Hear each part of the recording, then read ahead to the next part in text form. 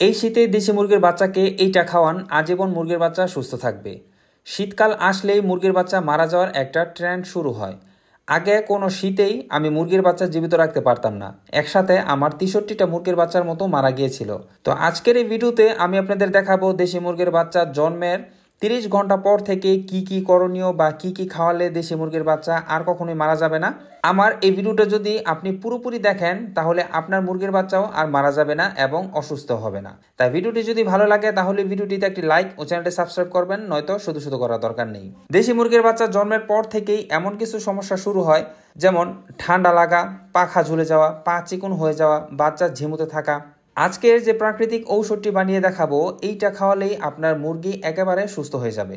তো প্রথমেই বাচ্চা জন্মের 30 ঘন্টা পর থেকেই পরের 3 ঘন্টা মানে 31, 32 ও 33তম ঘন্টায় শুধু বাচ্চাকে লেবু পানি খাওয়াবেন, তাছাড়া আর অন্য কিছুই দিবেন না।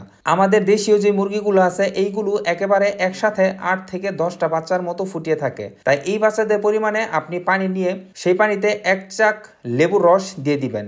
সেই সাথে আপনি সামান্য পরিমাণ কিছুটা চিনি দিয়ে দিতে পারেন, যেন পানিটা মিষ্টি মিষ্টি একটা ভাব চলে আসে। তাহলে আপনার মুরগির বাচ্চা খেতে আর অনীহা করবে না। এতে করে বাচ্চাদের শরীরের দুর্বলতা ভাবটা একেবারে দূর হয়ে যাবে। আমাদের কথা যদি চিন্তা করেন, আমরা যখন বেশি ক্লান্ত হয়ে যাই তখন 1 গ্লাস লেবুর শরবত খেলে কিন্তু আমাদের শরীরের ক্লান্তি ভাবটা দূর হয়ে যায়। ঠিক তেমনি ভাবে মুরগির বাচ্চার ক্ষেত্রেও কাজ করবে। এইভাবে আপনি বিনা ঔষধে মুরগির বাচ্চা সুস্থ ও সতেজ রাখতে পারবেন। এইবার আপনি যদি লেবু খাওয়াতে না চান বা আপনার মুরগির বাচ্চা যদি লেবু পানি খেতে না চায়, তখন তাদেরকে আপনি লাইসোবিট বানিয়ে খাওয়াবেন।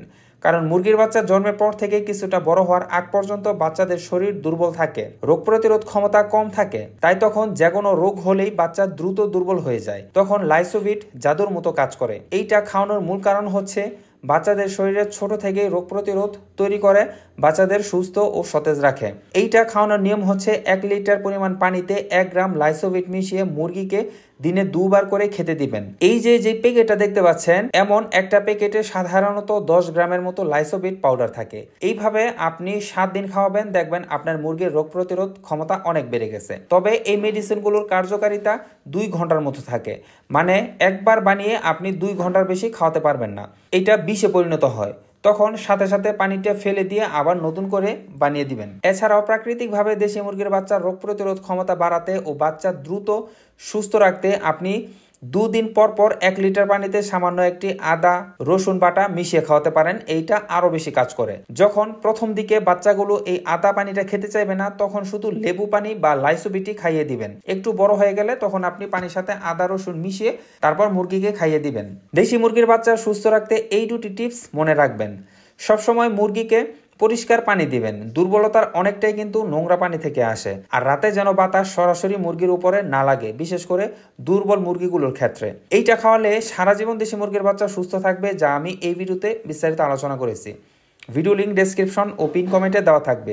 ভিডিওর এই পর্যন্ত দেখার পরেও যদি আপনাদের কোথাও বুঝতে সমস্যা হয় বা কোনো প্রশ্ন থাকে, তাহলে নির্দ্বিধায় আমাকে কমেন্টে জানাতে পারেন। আমি আপনার প্রশ্নের উত্তর দেবো ইনশাল্লাহ। ভিডিওটি যদি ভালো লাগে তাহলে এই ভিডিওটিতে একটি লাইক ও চ্যানেলটি সাবস্ক্রাইব করবেন, নয়তো করার দরকার নেই।